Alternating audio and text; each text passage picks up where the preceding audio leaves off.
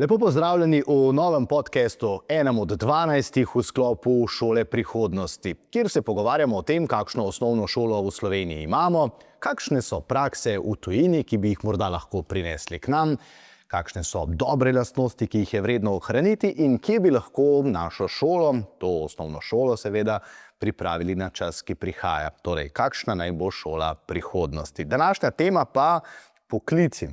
Morda se sliši malce nenavadno, vendarle so to otroci tam do 9. razreda in še ne gredo nekam v službo, ampak kdaj, če ne zdaj, naj se odločijo, kako se bodo vpisali potem v srednjo šolo, v gimnazijo.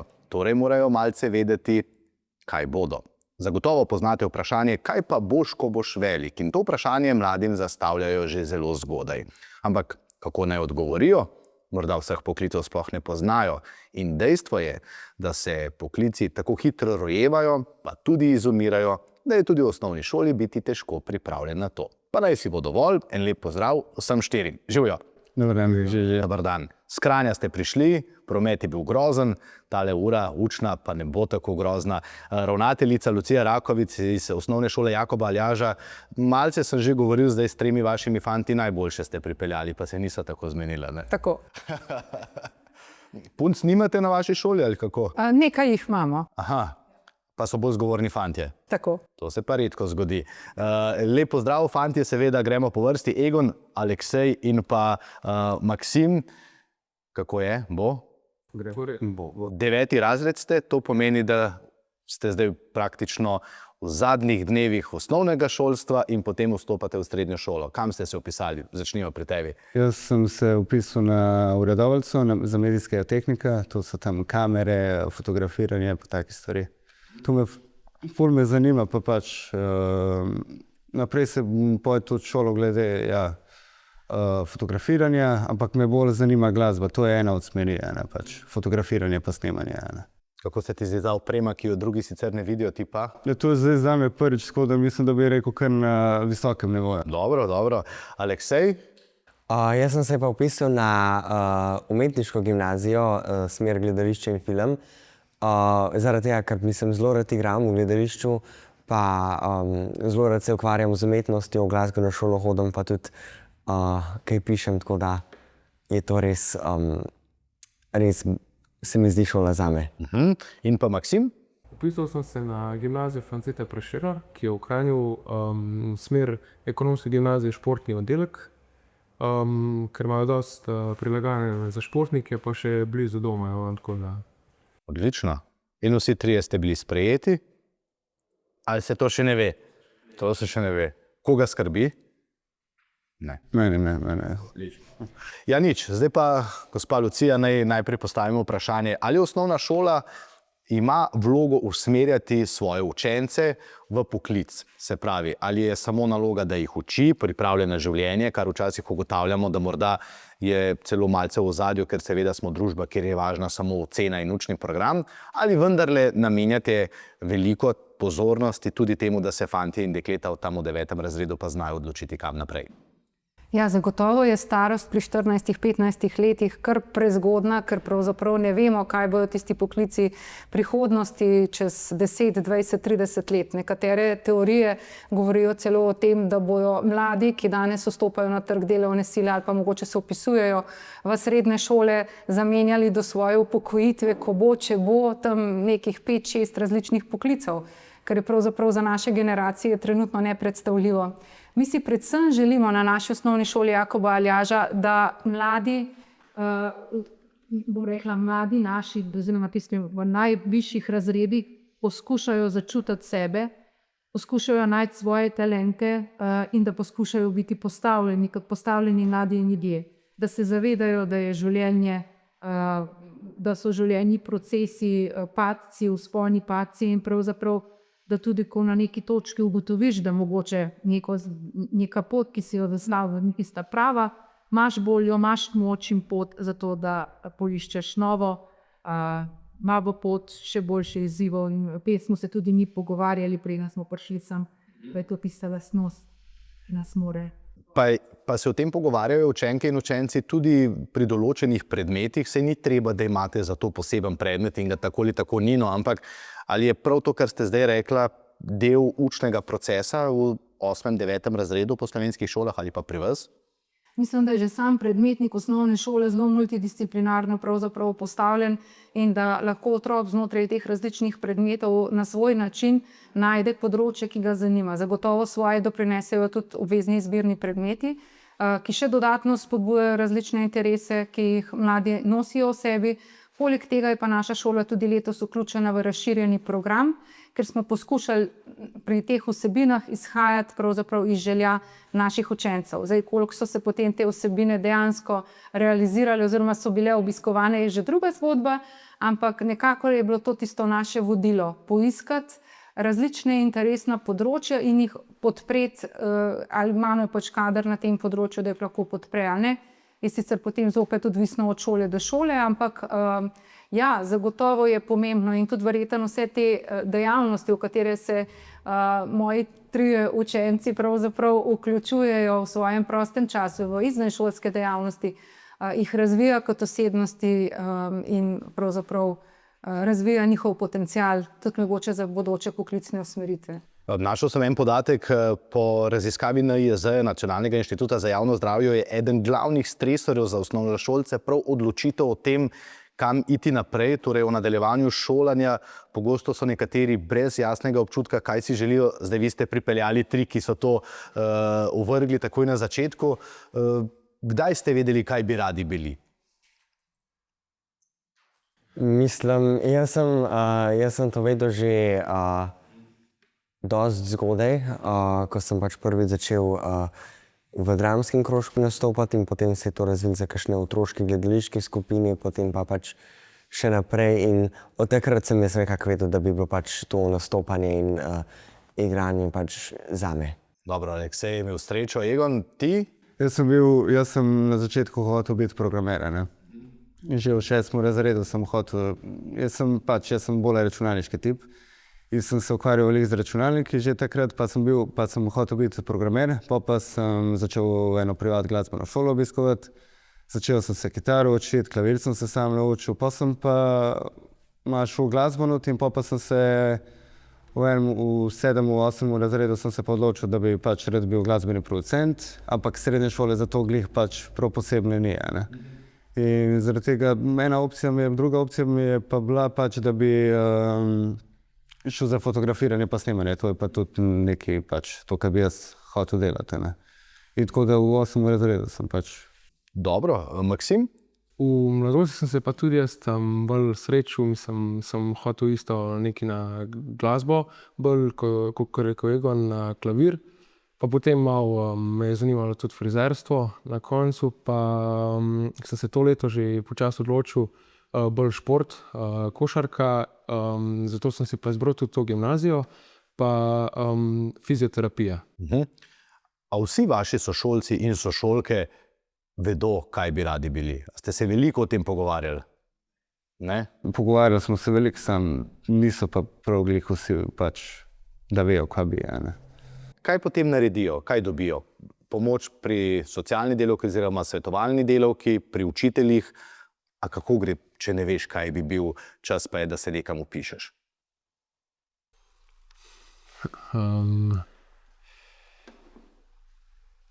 A greš kar na gimnazijo, pa rečeš, kar bo pa bo? Mislim, ne, odvisno zdaj, kako si razgledan.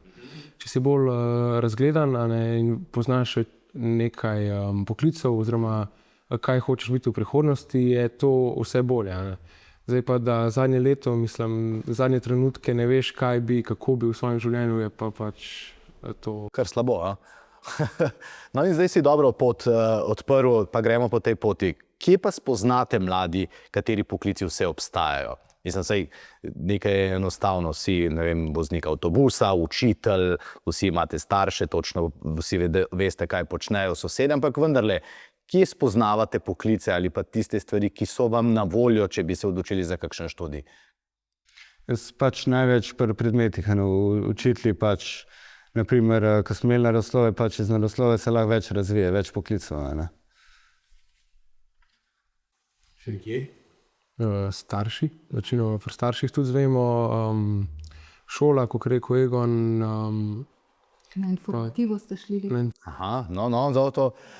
Zdaj je vprašanje za vas, gospa ravnateljica. A šola pomaga, da učenci vidijo te realne poklice? Ne vem, ali povabite kakšne iz gospodarstva, iz lokalnega okolja, obrtnike, podjetnike, znanstvenike.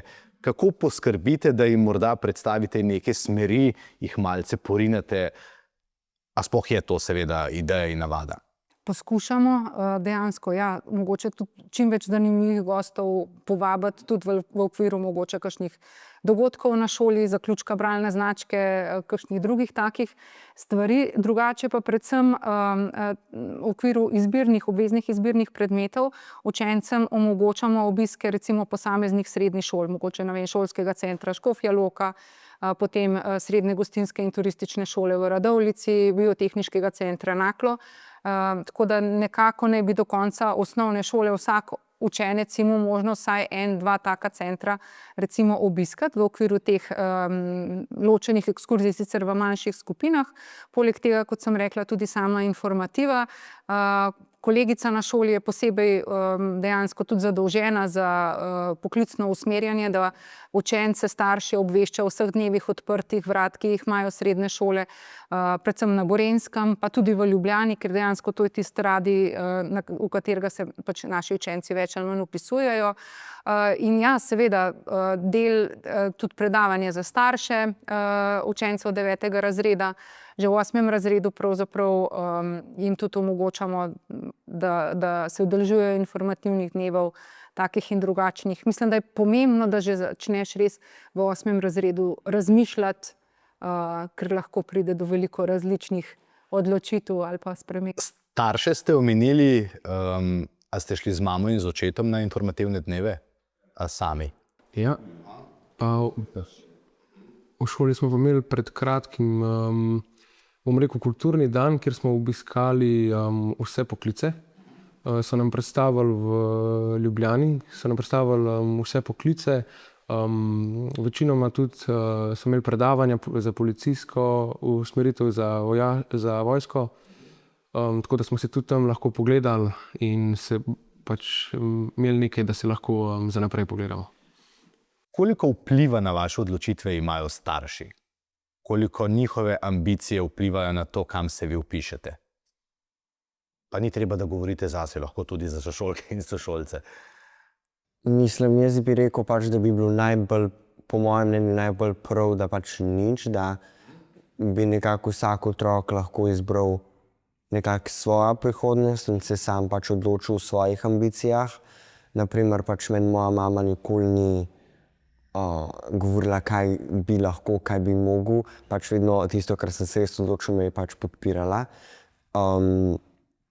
Ampak mislim, za druge pa definitivno mogoče starš hoče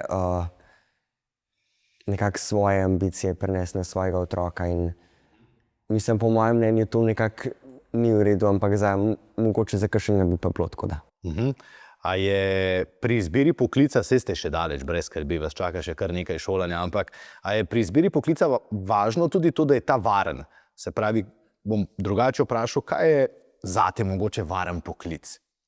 Da se počutim udobno v njem, da pomagam ljudem, pa tega, da se nič ne bojim oziroma da nimam strahu pred naprimer višino, zaprtimi prostori in tako dalje.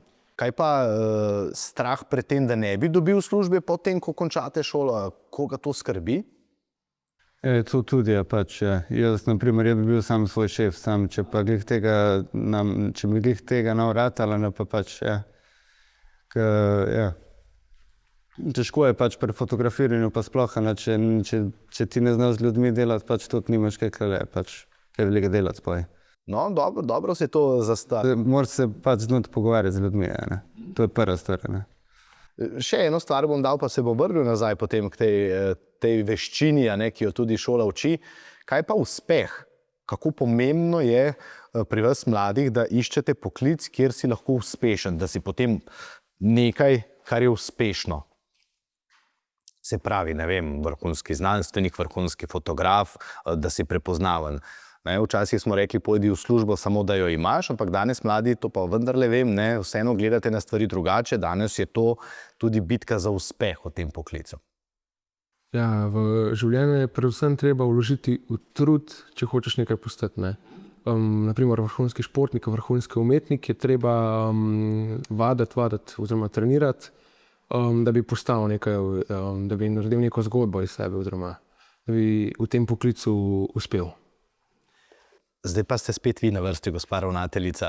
Dobre stvari sem slišal, same takšne pomembne, ko bi rekel, če bi bilo tako in sej tudi je, ne, da ne bomo zdaj tako govorili, potem nas za prihodnost ni treba skrbeti. Ampak vendarle se pa zdi, da mladi danes v poklice prihajajo nepripravljeni na poklic oziroma upravljanje le tega. To so pa te vrline, o katerih smo tudi zdaj slišali, ta komunikativnost, empatija, smo se v enem od podcastov pogovarjali, tudi odgovornost.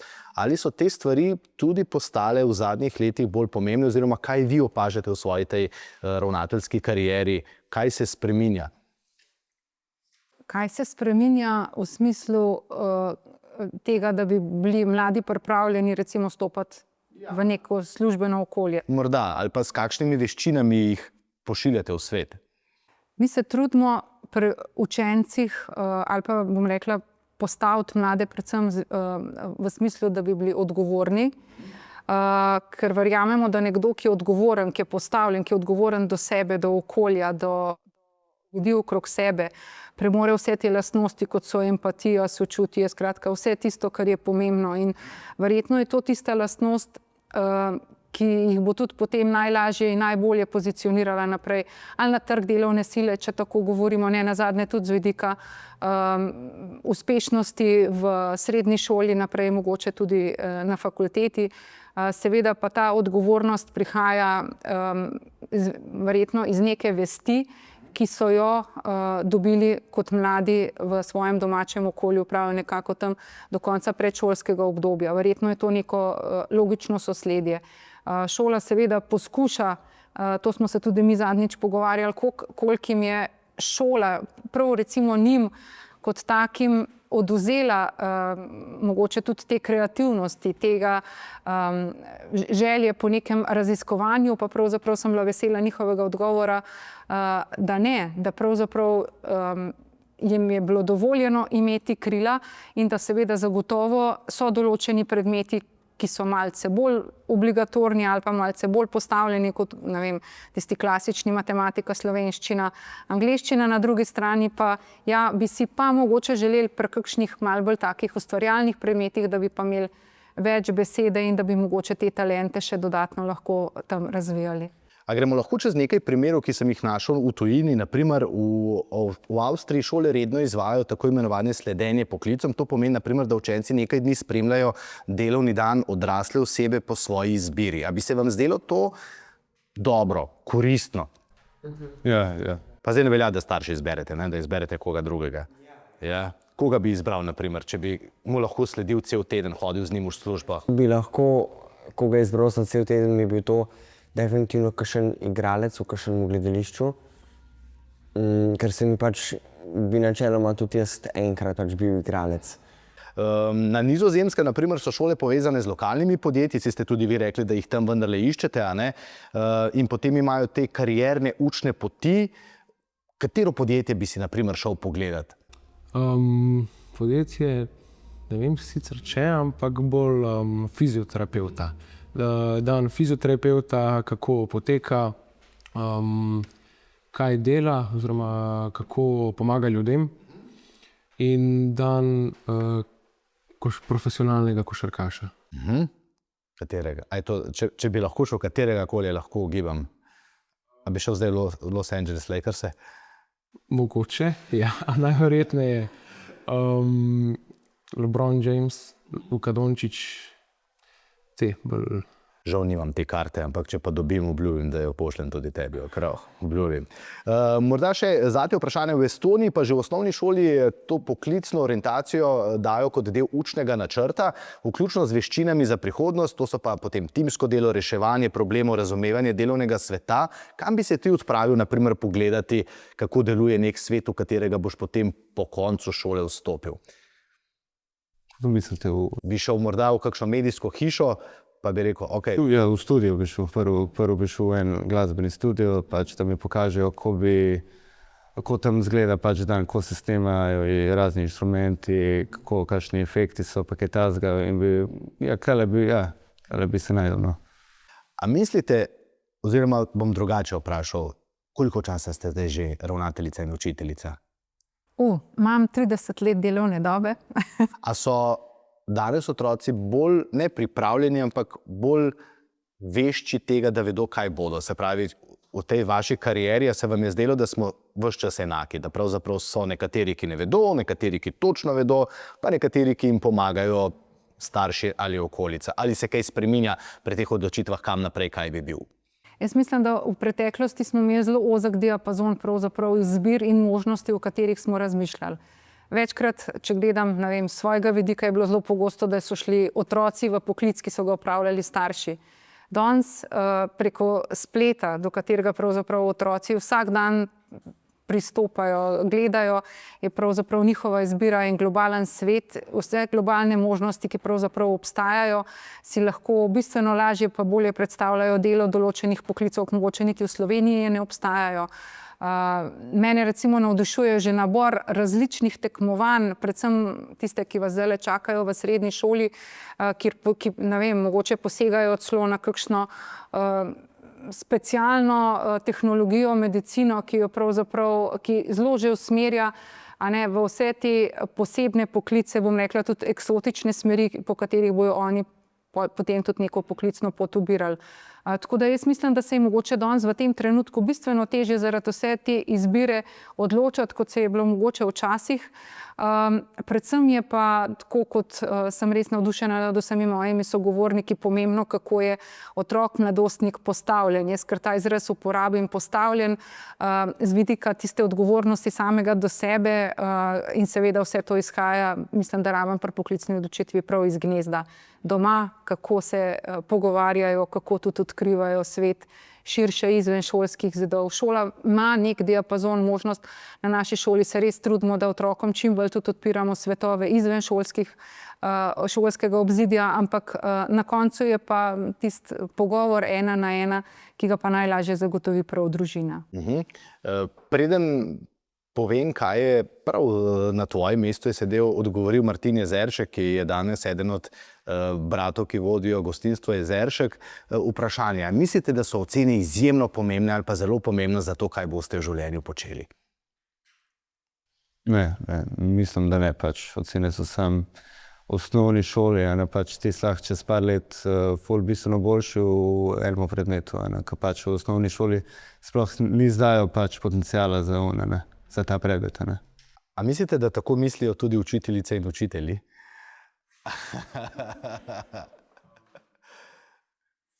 Pa mislim, da ne.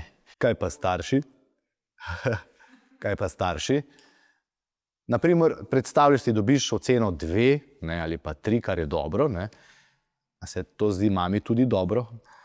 Mislim, odvisno vdaj in odvisno pri katerem predmetu. No, Martina Jezerška sem vprašal, kakšne ocene je imel v šoli, pa je rekel nič kaj dobre, morda dobre, ne pač prav dobre in pa odlične.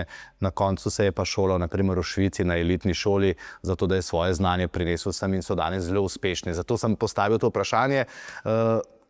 A mislite, da bi morda šola vendarle morala razmišljati bolj v smeri, da ocene niso in ne bi smele biti ključno merilo za prihodnost? Ali pa da vsaj morda otroci vedo, da to ni tisto, kar jih bo zaznamovalo? Zagotovo. Mislim, da je zelo pomembno pravzaprav, sicer ja, trenutno imamo sam sistem vpisa v srednje šole zelo normativno naravnan, zdaj verjetno še s NPZ-ji, ki v letošnji generaciji, vi ste itak prvi, ki v ta sistem zdaj se pod tem sistemom vpisujete v srednjo šolo, prinesejo recimo NPZ-ji 40% uspeha, 20% je še nekako v zraku, kakšen bo zdaj uspeh čez en teden na konc 9. razreda. Ampak težko je na ravni sistema pravzaprav en sistem postaviti, ki bi bil za vse dovolj pravičen. Mogoče, kakšne bolj umetniške smeri seveda zraven postavljajo še določene sprejemne izpite, kjer se testirajo določene veščine oziroma dodatna znanja ali pa bom rekla spretnosti, ki jih imajo mladi.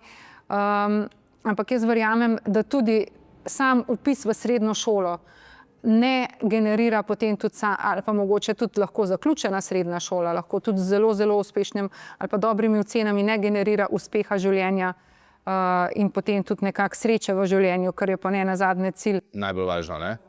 Še ena stvar se mi je zdela zelo zanimiva. V Nemčiji obstaja nek projekt, ki mu rečejo kar poklicni potni list. Tam učenca skozi leta spremljajo pri ugotavljanju interesov, talentov in meni se je zdelo to zelo zanimivo vrednot. Se pravi, če odmislimo zdaj te ocene, in imaš ta potni list v roki, včasih smo imeli mu pa zu, pa pluse in minuse, danes je samo ocena. In kar v vseh teh podcastih smo se pogovarjali in ugotavljali, da se vsi strinjate ravnatelji in ravnateljice načeloma, da ocena ima preveliko težo. Ali bi bilo smiselno, da se v tem svetu, kjer se vse spreminja, kjer, kot ste sami rekli, bodo otroci verjetno zamenjali 5-6 poklicev, da bi jih vzpodbujali pri ocenjevanju še česa drugega kot zgolj znanja oziroma neznanja? Zagotovo, ampak ocene so vedno vezane na neke standarde iz učnih načrtov in tukaj smo zopet pri tem obveznem predmetniku, ki ga imamo. Predvsem je pomembno, tudi mi otrokom velikokrat rečemo, tudi recimo, ocene ali pa kaj NPZ izkazuje. NPZ izkazuje mogoče samo en segment znanja, dobrega znanja pri nekem predmetu. Ne pokrije pa, ali pa tudi ocene kot take, ne pokrijajo pa vseh tistih mehkih veščin ali pa mogoče rečemo prečnih veščin, ki jih mladi obvladujejo in zaradi česar imajo potencial, da bojo v življenju potem kasneje uspešni. In to je zagotovo, tako kot sem rekla, nekako ena predanost cilju, ki mu sledijo in pa pravzaprav zavedanje, da tudi če pride do nekega neuspeha, je vedno treba zbrati moč iz tega izid in iskati nove poti, nove cilje. Tako da mislim, da so to tiste lastnosti, ki jih mi poskušamo mladim predvsem skozi razredne ure, skozi kakšne preventivne delavnice čim bolj vpeljati, tako da se o tem tudi čim več pogovarjamo, kar nam šola oziroma čas omogoča. Mislim, da je to zelo pomembno. Ta oseben odnos, ki ga ima učitelj z mladimi in velikokrat mogoče čisto na neformalen način odkrije poti, odklene kakšne kotičke mladega, da začuti v sebi neko željo po nekem poklicu, da smo ljudje drug drugemu. Fantje ste, pravijo, da je osnovna šola ni narejena za fante, ampak bolj za punce, pa vendarle ste zdaj prišli 3 pridni fantje sem. A vsi pridno sedite v vašem razredu, ko je na primer fizika? Ne. Vsi ne. Vsi ne. Kaj pa pri kemiji, kaj je bolj zanimivo? Šala. Kaj pa pri telovadbi? Vsi telovadijo pridno? Ne. To ne. Okay. Kam peljem to vprašanje? Ali se vam zdi, da je ta pridnost v narekovajih, torej da pridno sediš, poslušaš, dvigneš roko in si ves čas ubogljiv, prava smer? Pogovarjal sem se z nekaterimi podjetniki, ki so rekli, da si želijo predvsem otroke, ki ne da zdaj razgrajajo v učilnici, ampak da razmišljajo svojo glavo in da niso ves čas enaki vsem tistim normam, od katerih pač zdaj živimo. Mislite, da bi bilo morda drugače sodelovati v razredu bolje, tudi za vas, naprimer, da bi imel več svobode pri kakšni stvari, ampak ne bi pa razgrajali? Ali si tega sploh ne znamo predstavljati pri nas? Nek red vseeno mora biti, mislim, tišina za učiteljico, da lahko razloži snov, ampak to, da iz vsak nekaj mislim, da ne rabimo biti vsi isti, se pa strinjam. Okay. Še eno vprašanje, a bi si želeli, da bi imeli še več obiskov iz zunanjega sveta v narekovajih v 9. razredu? Naprimer, da bi na začetku leta sestavili seznam 20 ljudi in bi vsak teden prišel na obisk nekdo iz lokalnega okolja in bi govoril o svojem poklicu, o stvareh, ki se dogajajo morda že v svetu in bi s tem popestril uro. Mislim, se odgovor verjetno je jasen, ja, ampak koga bi si morda ti želel ob gledališču, da bi, na primer, dodajal še kakšen drug predmet, ki bi te navdušil? Ja, in mislim, jaz bi definitivno kakšnega pisatelja. Kakšnega pisatelja, mislim tudi, jaz mislim, da bi lahko imeli v šoli kakšno kreativno pisanje. ali pa kaj takega, pač, ker se mi zdi, da to res, da ni nujno, da si pač, ni pač pri pisanju, ni nujno, kaj si, pač kdo si, ampak pač kaj misliš in pač kaj, koliko imaš domišljije, kaj misliš, kaj pač doživljaš. Zato bi jaz pač definitivno kakšnega pisatelja ali pa kakšnega, ki se s tem ukvarja. Kaj pa ti, koga bi povabil, če bi lahko naprimer na začetku leta izbral neko osebo, ki bi rekel, ajde, povabimo ga ali pa povabimo jo, pa da nam pove kaj o svetu zunaj, da se bom na koncu leta lažje odločil? Zdaj bom rekel gasilce.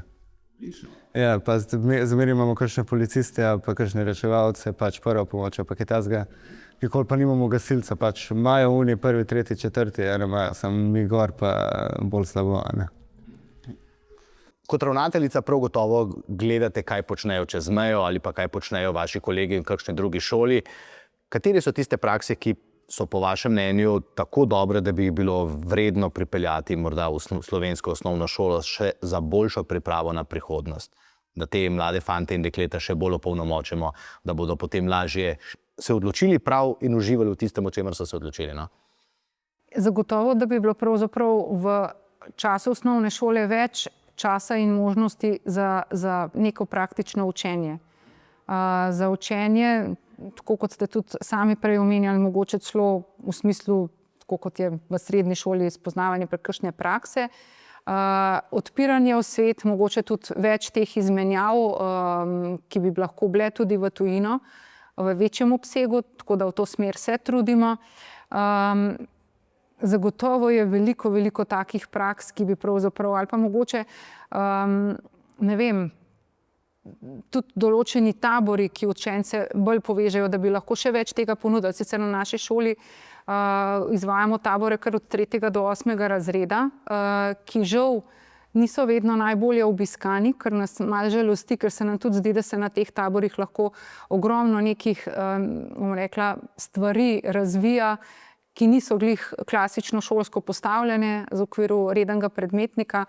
Predvsem odpirati obzorja mladim, to je verjetno tista stvar, ki bi bila zelo pomembna, no, za ta. Ena od idej enega zelo pomembnega gospoda v slovenskem gospodarstvu je, naprimer, pa bom malce prilagodil, tudi ta, da bi mladi po osnovni šoli oziroma bolj po srednji šoli sicer šli na delo zastonj. Se pravi, da bi doprinesli nekaj družbi, šli naprimer v razne humanitarne organizacije, ne? Zdaj se seveda bolj pogovarjamo o služenju vojaškega roka, ker je vojna tako popularna, ampak vendarle verjamem, da lahko družbi doprinesemo tudi drugače. Kako bi vi gledali na to, da bi vas čakalo, ne vem, nekaj mesecev dela v domu za ostarele, v knjižnici, morda skratka, nekje, kjer bi lahko nekaj doprinesli in imeli stik z ljudmi. Sam Egon si prej rekel, da je zelo pomembno, kako se obnašaš in vedeš do ljudi, s katerimi boš nekoč delal. Misliš, da bi to bila neka takšna družbena sprememba, da bi tudi tvoji sošolke in sošolci morali kakšen teden preživeti pa nekje in delati? Je odvisen, kje bi bil, ne? Če bi bil, tudi odvisen, kaj bi delal, ne? Ja, če bi bil v knjižnici, pač si glih za une knjige, ne, pač pa se už tam znajdu, ne, pa, kot ste rekli, domu ostarele, pa če glih ni za to človeka, ne, pa se ne bi glih fajn počutil, ne. More pa pač tudi, vsak mora nekaj novega testirati, nekaj novega probati, ne, pač, da vidi tudi, kako je drugim ljudem, ne. A misliš, da če morda, zdaj imam res zagato, ker vsi veste, kaj boste počeli v življenju ali pa bi radi, ampak če morda ne bi vedel, kaj bi počel, da bi ti neko delo nekje pomagalo morda spoznati, ali si za to ali nisi za to? Sem v bistvu, naprimer, zdravnik, maser, karkoli od tega, kar bi mi pomagalo biti fizioterapevt. Da bi si bolj spoznal človeško telo, mišice v telesu, živce, sklepe. Zdaj te že vem, kam bi šel prostovoljno pomagati, ne? Te bi bil dobrodošla pomoč v zdravstvenih domovih, prav gotovo. Mogoče čisto za konec, ko se pogovarjamo o tem, ali šola dovolj pripravi mlade na to, kaj jih čaka v prihodnosti, ampak predvsem, ko govorimo o poklicih, Kakšni mislite, da bodo poklici čez 20 let? Danes veliko govorimo o robotih, o umetni inteligenci. Kaj mislite, da bo najbolj treba obvladati, znati, da boš lahko imel sploh to službo? Predvsem tehnologijo. Ker vse se že razvija, že umetna inteligenca, roboti, avtomobili, ki sami vozijo, tako da predvsem čim več tehnologije, kar je po eni strani slabo, po eni strani pa v redu. Zdaj bo treba imeti tudi veliko računalničarjev, bolj te smeri za upravljanje teh robotov in podobnih stvari. Ja, pri tebi verjamem, da bo glas še vedno zelo pomemben, ne? Kljub temu, da ga tudi tega umetna inteligenca zelo dobro danes že lahko nadomesti. Ja, jaz mislim, da pač upam, da ne bo zmanjkalo tega, da ne bo pač moj poklic, ki bi ga želel opravljati, izgubil pač pomen. In to ni načeloma samo igranje, to je na primer tudi pri literaturi in književnosti. Pač redko kdo gre v knjigarno kupiti kakšno pesniško zbirko ali pa kakšno tako knjigo. Večinoma so to kakšne self-help knjige ali pa kakšne romantične knjige. Te ni strah, da bo računalnik napisal knjigo ali pa da bomo ljudje takrat samo še poslušali? Mislim, ni me strah, da bi računalnik napisal knjigo, ker pač računalniki že tudi pišejo knjige. Ampak to, da bi pa pač poslušali računalnik, se mi pa zdi, da pač glas, ki ga naredi računalnik in pač to igralec, ko gre na oder, pač napisane besede spremeni v živo izkušnjo. In jaz pač mislim, da računalnik žive izkušnje ne more narediti. Dobro. Zate je tudi podobno vprašanje, ko sem bil v tvojih letih, sem dobil prvi računalnik. Telefona mobilnega pa sploh še nismo imeli. Si lahko predstavljaš, da je obstajal čas brez mobilnih telefonov? Me bom težko, povoj težko. Naprimer, ko poslušaš glasbo, ki jo najdeš na YouTubu? Spotify. Spotify. Si predstavljaš, da v mojem času ni bilo Spotifyja in je obstajal samo CD player z enim CD. Ploščica je pa bila, tak CD je bil, ne, ki se ga poslušal, dokler ni bil toliko spraskan, da pesem ni bila več dobra. A kdaj pomisliš na to, da se bo čez 20 let tudi v tvojem življenju tako hitro kaj spremenilo, kot se je na primer v mojih zadnjih 20 letih? Ja. Kakšen je po tvojem mnenju svet prihodnosti? Z roboti, ja. Z roboti. Moj svet, ja. Veliko bo pač, roboti bojo bili nad ljudmi, ne, pač. Rad ne bi, da se to zgodi, ampak se bo pač slej ko prej, ne. A vidite, ko danes govorimo z mladimi, imajo neverjetne ideje, ampak zelo verjetno se bodo te ideje kar uresničile. Zato moje vprašanje ob koncu današnje teme za vas. V osnovnih šolah se pa še vedno učimo zgodovino, kemijo, geografijo, Prešerna in tako naprej. Svet zunaj tega sveta v šoli je pa res drugačen, kot smo slišali. Avtomobili bodo sami vozili, umetna inteligenca nam napiše danes knjigo, prebere knjigo in tako naprej. A je šola prihodnosti takšna, kot je danes šola sedanjosti, ali se bo vendarle treba tudi v osnovni šoli prilagoditi, dati tablice, računalništvo, robotiko? Kaj pravite?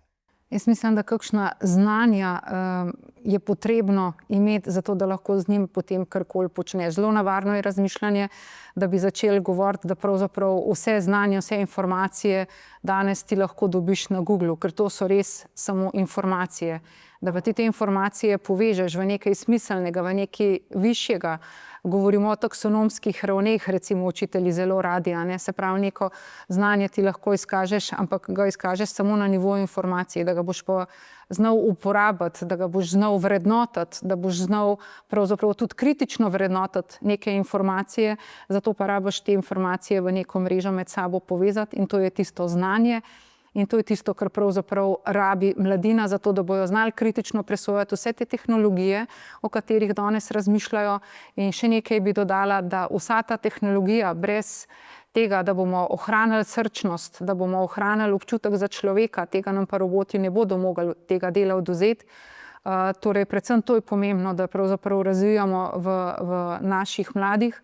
da bojo znali sebe čutiti, izhajati iz sebe, videti sočloveka, robot te ne more pobožati, umetna inteligenca ti ne more neke utehe pravzaprav dati takrat, ko rabiš naslonce na nekoga.